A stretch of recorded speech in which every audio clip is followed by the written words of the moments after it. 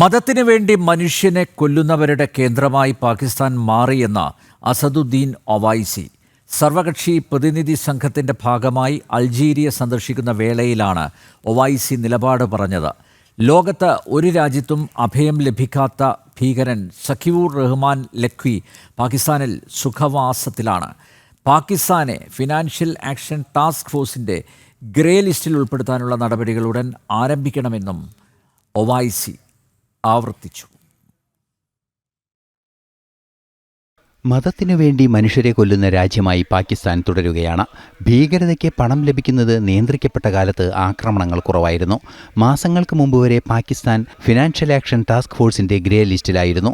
ആ കാലഘട്ടത്തിൽ പാകിസ്ഥാൻ സ്പോൺസർ ചെയ്ത ഭീകരാക്രമണങ്ങൾ കുറവായിരുന്നു. ഉടൻ തന്നെ പാകിസ്ഥാനെ ഫിനാൻഷ്യൽ ആക്ഷൻ ടാസ്ക് ഫോഴ്സിന്റെ ഗ്രേ പട്ടികയിൽ ഉൾപ്പെടുത്തണമെന്നും ഒവൈസി ആവശ്യപ്പെട്ടു.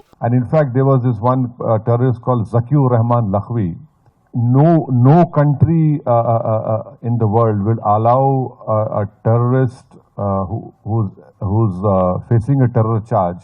He gave birth to a son while sitting in a prison. So when Pakistan was put in grey list, immediately the trial progressed.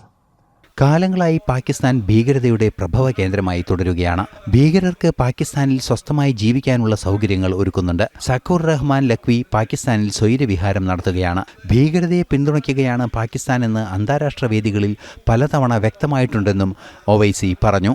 There was one mastermind of 2611 called Sajid Mir. He was the main brain behind of telling David Headley to change his name from Dawood to David Headley. Pakistan was denying the Indian investigators that no, Sajid Mir is dead. There was an important meeting in Germany.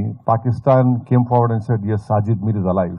So dead people become alive in Pakistan only because of FATF grey list.